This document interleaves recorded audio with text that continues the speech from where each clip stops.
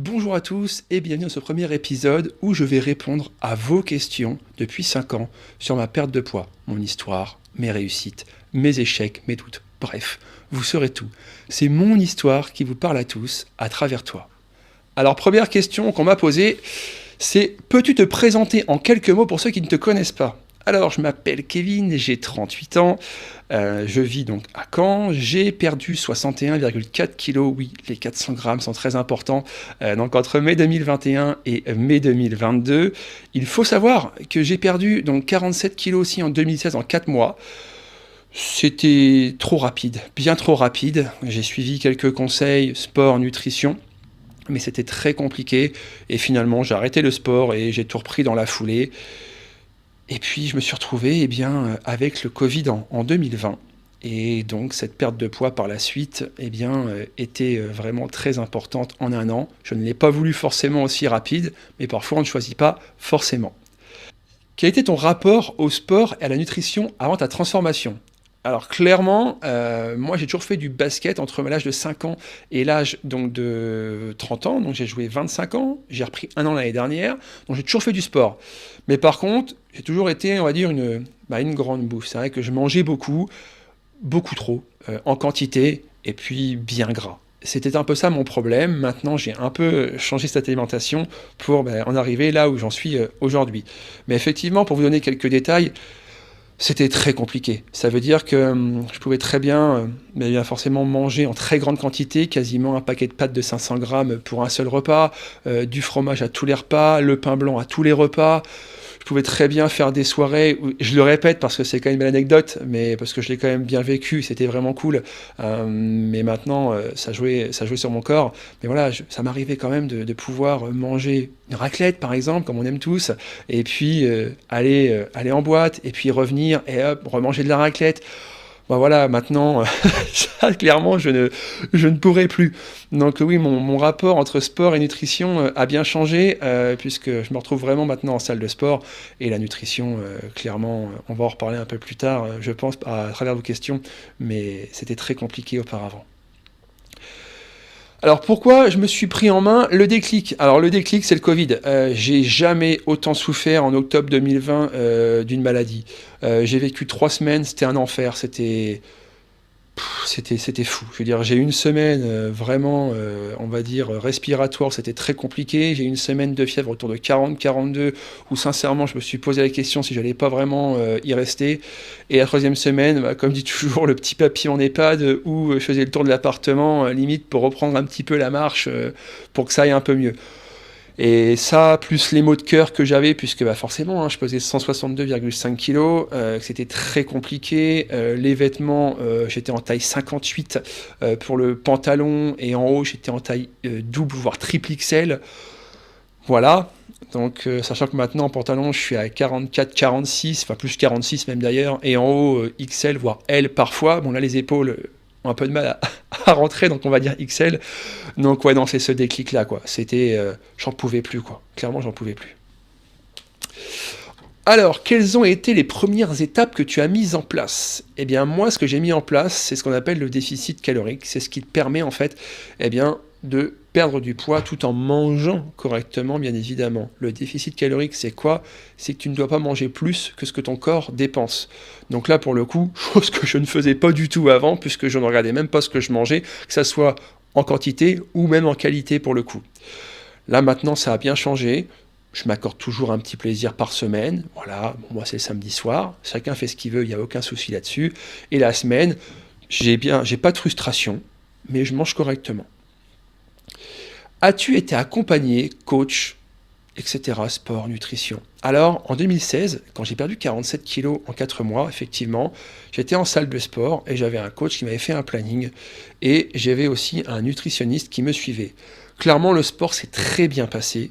J'étais en souffrance totale, mais au moins il était là pour m'aider. Par contre, la partie nutrition, là c'était compliqué parce que j'étais avec un nutritionniste, mais qui clairement ne me calculait pas mes calories, qui deuxièmement me donnait des compléments alimentaires pour perdre du poids. Ça a fonctionné par contre, ça c'est sûr, ça a fonctionné, on a vu le résultat après. Et troisièmement, eh bien, je me suis retrouvé, alors sûrement avec des carences, mais surtout avec une perte de poids ultra rapide. Et il y avait vraiment aucun repas plaisir, c'était restriction la plus totale. L'exemple que je donnerai toujours, c'est tomate mozzarella sans aucune sauce, sans rien. Non, ça c'est pas possible. On avait vraiment le droit à rien et on réajustait et on rajoutait nos aliments par la suite. Chose que moi, je ne peux pas faire et ça ne rentre vraiment pas en compte dans ma façon de faire. Pourquoi j'ai changé?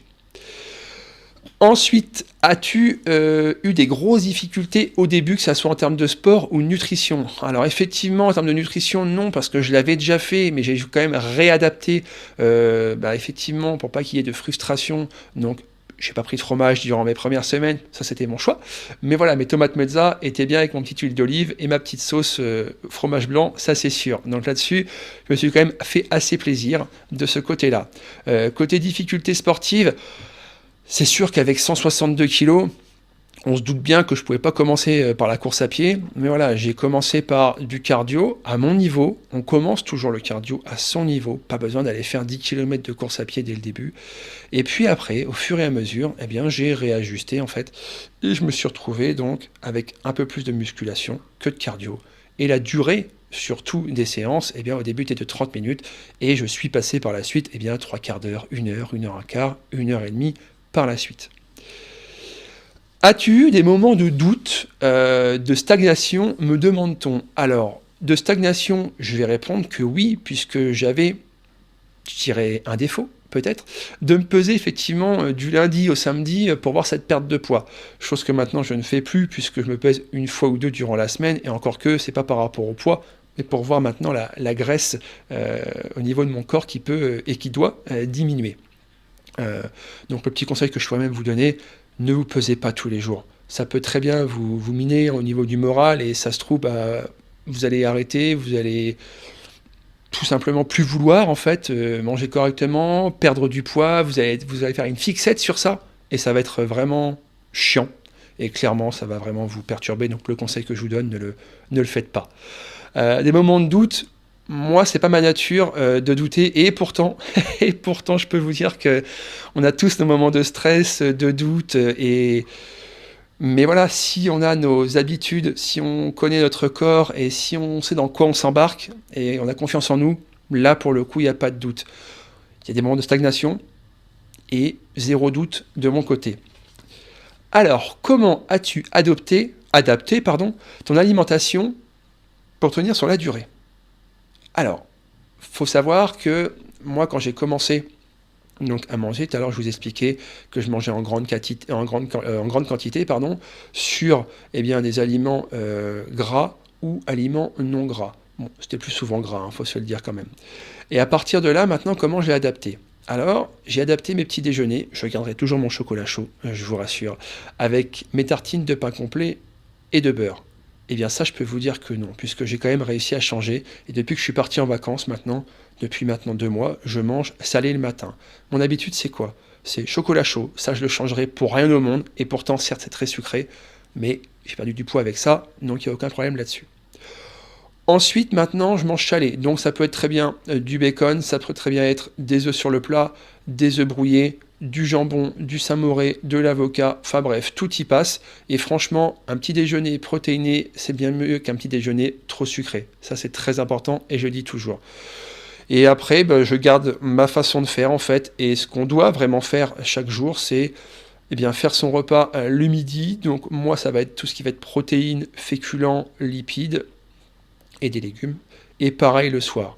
J'ai 3 repas par jour et je m'accorde une collation le matin principalement, mais pas l'après-midi. J'en ai pas besoin. Mais toi par contre, si tu en veux une, tu peux très bien la prendre. Tant que tu gères tes calories à la journée, il n'y a aucun problème. Quelle place occupe aujourd'hui le sport dans ta vie? Ah, alors ça, si ma copine écoute ça, je pense qu'elle te dirait trop. Pourquoi? Parce que j'ai 6 séances de sport par semaine. En fait, j'y vais du lundi au vendredi soir. Donc, pour faire court, le lundi, séance musculation, je fais les épaules. Le mardi, je fais le dos. Le mercredi, je fais les pecs. Le jeudi, je fais les jambes et le vendredi, je fais les bras. Bien sûr, c'est pas toujours dans l'ordre, ça dépend des fois du monde qu'il peut y avoir. Et le samedi matin, eh bien, je tourne mes vidéos, mais forcément, tourner ces vidéos, c'est faire du cardio. Et le cardio, je peux vous dire qu'il y en a besoin. D'ailleurs, le cardio pour perdre du poids, ça, je pense qu'on y reviendra un peu plus tard dans différentes vidéos, mais perdre du poids, ce n'est pas faire que du cardio, mais aussi de la musculation, et je dirais presque même principalement de la musculation. Ça aide beaucoup. Ensuite, rituel ou habitude quotidienne qui t'aide le plus? Alors là, comme ça, je n'ai pas forcément de petits rituels. Alors si le petit déjeuner, forcément, moi je ne m'en passerai pas. Donc ça c'est mon petit rituel en fait très important. Sans chocolat chaud, je ne suis pas réveillé. Si je ne mange pas protéiné, je me sens mal dans mon corps. Donc déjà ça c'est très important pour moi. Après quotidiennement, non, j'ai pas de rituel ou d'habitude quotidienne quoi. Je resterai sur mon petit déj en fait au quotidien et mes 3 repas à la journée qui sont très importants. Et si, je viens d'y penser, je pourrais quand même rajouter la petite collation du matin qui fait que sans elle, parfois, j'ai l'impression de me sentir un peu perdu. Voilà, si certains se retrouvent là-dedans, et bien au moins, ils pourront commenter en vidéo. Alors, le rôle de ton mental dans ton parcours. Alors déjà, moi je suis un très grand compétiteur. Comme j'ai dit, j'ai fait du basket entre mes 5 et mes 30 ans. Ça veut dire que pour moi, que ça soit enfant ou pas enfant, j'ai toujours eu la culture de la gagne. Pourtant, je ne sais pas qui me l'a inculqué, mais pour moi, c'est impossible de perdre. Je participe certes, mais je participe pas pour le plaisir. Là, c'est un peu la même chose. La musculation, pour moi, mes séances de sport, quand j'y vais, c'est vraiment pour me dire, je donne tout, je me fais mal, quoi. Parce que si j'y vais juste tranquillement pour dire je fais mon petit sport, non, moi ça m'intéresse pas. Mon but c'est quand même d'être le plus sec possible en ayant une bonne masse musculaire et d'avoir un taux de masse graisseuse qui soit autour de 15. Bon, il y a encore un peu de boulot parce que je suis effectivement qu'à 18,5 si je ne dis pas de bêtises. Donc il y a encore un peu de boulot, mais en même temps, comme je dis, je pars de loin. Après, le mental, c'est, je dirais, ça dépend ce que toi tu veux. Ça dépend ce que tu as comme objectif. Le mental n'est pas que sur le sport. Le mental, il va être aussi sur le côté nutrition. Parce que tu auras beau faire le sport que tu veux, si à côté tu manges mal ou donc tu t'alimentes mal, ça ne changera rien. Dans tous les cas, tu ne perdras pas du poids ou tu te muscleras pas. Conseil pratique. Alors là, on m'a demandé quel conseil je donnerais à quelqu'un qui veut se lancer en fait, mais qui n'ose pas. Alors, cette question, elle fait réfléchir. Qui n'ose pas pour quelle raison? Qui n'ose pas parce qu'effectivement, il a peur d'aller en salle de sport par rapport au regard des autres, ou qui n'ose pas parce qu'il a peur de ne pas tenir sur la durée. Alors pour répondre aux deux questions, qui n'ose pas par rapport au regard des autres au sport, moi je l'ai déjà dit et je le répéterai sans cesse, si vous allez au sport, c'est vraiment uniquement pour vous. Je parle en salle de sport, parce qu'attention, certains font du sport chez eux, certains font de la course à pied, là il n'y a aucun problème. Mais par contre, si tu te situes vraiment en salle de sport, je te le dis vraiment, là, droit dans les yeux, va vraiment au sport uniquement pour toi. Clairement, le regard des autres, tu t'en fous. C'est facile à dire, mais quand tu arrives au sport, et ça je l'ai vécu, on te regarde comme un morceau de viande parce que tu pèses 162 kilos, enfin encore que eux ils ne le savent pas, donc ils te voient gros, parce que c'est le mot, ils te voient obèse, et qui rigolent, qui ne te parlent pas. Et que ces gens-là après reviennent un peu plus tard et te disent « c'est chouette ce que tu as fait ». C'est peut-être chouette, mais moi j'ai pas oublié en fait le petit regard ou le petit mot, parce que parfois dans le casque on n'a pas encore la musique et qu'on entend ce qui peut être dit. Et ça je suis désolé et je ne l'accepterai jamais. Donc pour le coup, faites pareil, allez-y pour vous et pas pour les autres, tout simplement. Et donc, je reviens sur cette deuxième chose, qui n'osent pas aussi parce qu'ils ont peur de ne pas tenir. Mais après, tu essayes, tu échoues. Si tu n'y arrives pas, tu sauras pourquoi tu as échoué. Et donc dans ces cas-là, eh bien, tu réessayes tout simplement une deuxième fois. Et c'est un peu ça le mental. Ça veut dire que on peut réussir du premier coup, mais on peut aussi effectivement ne pas réussir du premier coup, chose que moi il s'est passé. Et pourtant aujourd'hui je suis là, face à vous dire ce qu'il en est. Donc là oui j'ai réussi, mais qu'au bout de la deuxième fois. Alors, si tu devais retenir 3 points essentiels de ta réussite. Alors là, très bonne question. Je vais forcément dire la persévérance, parce que la persévérance, c'est toujours ce que j'ai eu en fait depuis que je suis tout petit. Comme j'ai dit, j'ai la culture de la gagne, de la compétition, donc je suis persévérant, et même si je rate, même si on va dire que je ne réussis pas, eh bien je vais recommencer en fait derrière, parce que j'estime que je vais apprendre de mes erreurs et je vais dire ok, ça c'est pas bon, je vais rectifier le tir. Comme 2016, le sport je l'ai gardé, je l'ai aménagé. La nutrition, il était hors de question pour moi, de faire les mêmes erreurs. Donc j'ai rééquilibré l'alimentation, je me suis fait un petit plaisir par semaine et non aucune restriction dans l'alimentation. Et c'est pour ça que j'ai réussi en fait aujourd'hui à être là aujourd'hui. Avec ton recul, qu'aurais-tu aimé savoir avant de commencer ? Déjà, clairement, moi, j'aurais clairement aimé apprendre pas mal de choses sur la nutrition. Ça m'aurait appris déjà tout ce qui était lié au calcul des déficit calorique, parce que clairement, ça, j'ai mis un peu le temps à le comprendre. Il y a aussi le côté cardio-musculation. Comme je dis, j'entends beaucoup parler, perdre du poids, c'est faire beaucoup de cardio et un peu moins de musculation. Je reçois beaucoup de messages par rapport à ça, et non, je vous le dis clairement, le cardio c'est bien. Pourquoi ? Parce que le cardio, en fait, si vous allez perdre, entre guillemets, de la calorie brûlée, sur le moment T, que la musculation, vous allez forcément brûler de la calorie sur le long terme. Vos muscles vont se déchirer, entre guillemets, lors de votre sport, et la reconstruction musculaire fait que le corps va avoir besoin en fait de brûler de la calorie pour reconstruire ce muscle. Donc la musculation, c'est un travail sur le long terme, et le cardio, c'est un travail sur le très court terme. Donc cumuler les deux, c'est très bien, mais vraiment favoriser la musculation avant le cardio. Si vous faites une petite séance d'1 heure, je prends une moyenne, faites 40 minutes de musculation et 20 minutes de cardio. Pour le coup, moi quand mes séances, elles durent 1h15, 1h20, je le fais autrement, mais je fais ma séance de musculation pure le lundi, pure le mardi, pure le mercredi, pure le jeudi. Le vendredi, je fais que les bras avec une demi-heure de marche, et le samedi, je fais mon cardio. Maintenant, vous l'aménagez comme vous voulez, mais vraiment, pensez-y. La musculation avant le cardio. As-tu des prochains objectifs sportifs et personnels ? Alors, il y a un projet pour lequel je ne pourrais pas le citer pour l'instant, mais j'espère qu'il va aboutir. Et celui-là, je peux vous dire que j'ai hâte de le faire si ça se passe. J'ai fait mon marathon, donc là, au 15 juin, où j'ai souffert. J'avais dit que c'était le dernier, que je ne pouvais plus en refaire parce que j'étais dégoûté. Mon esprit de compétition, mon esprit de gagneur, de gagnant, finalement, me dit que j'ai envie d'en refaire un. Donc là, on va bien rigoler parce que tout le monde me disait « Mais si, t'inquiète pas, tu vas vouloir en refaire un ». Et puis au final, j'avais dit non.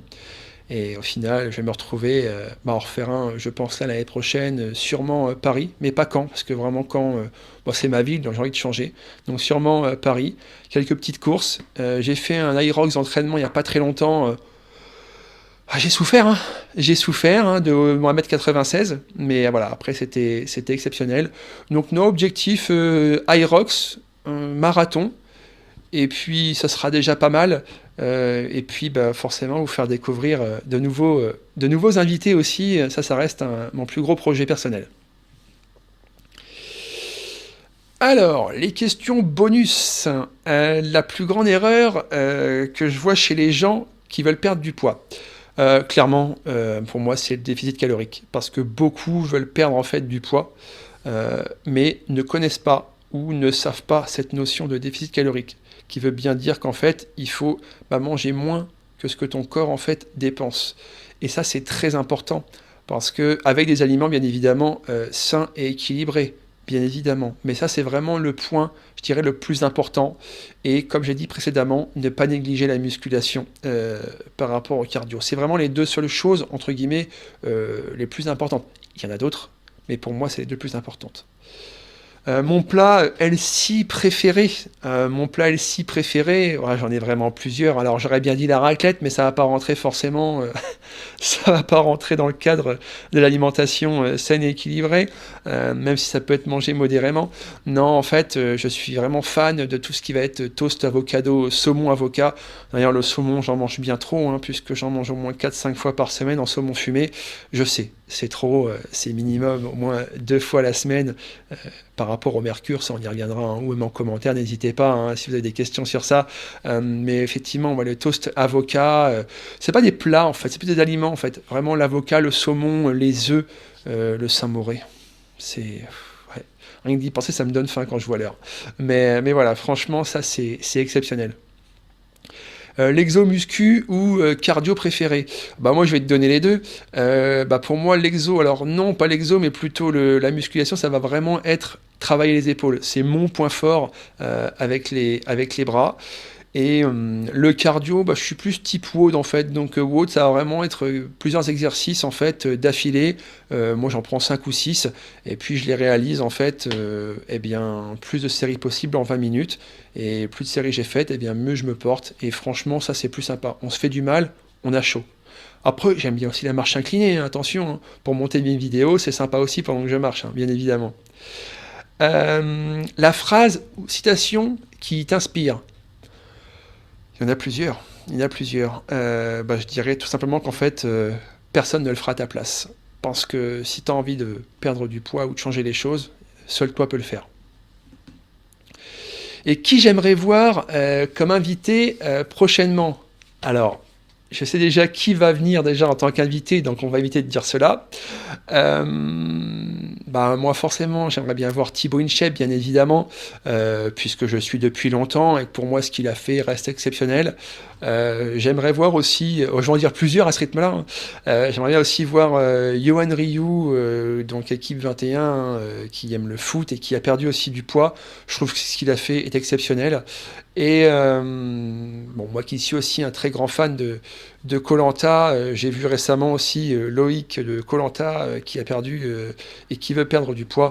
Et donc j'aimerais bien voir effectivement cette personne-là en fait ici.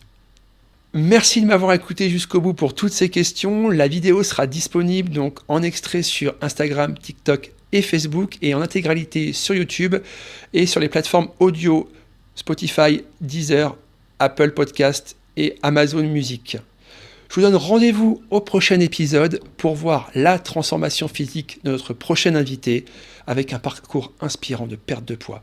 Et sache que derrière chaque voix, il y a un écho et peut-être que cet écho, c'est le tien, à travers toi.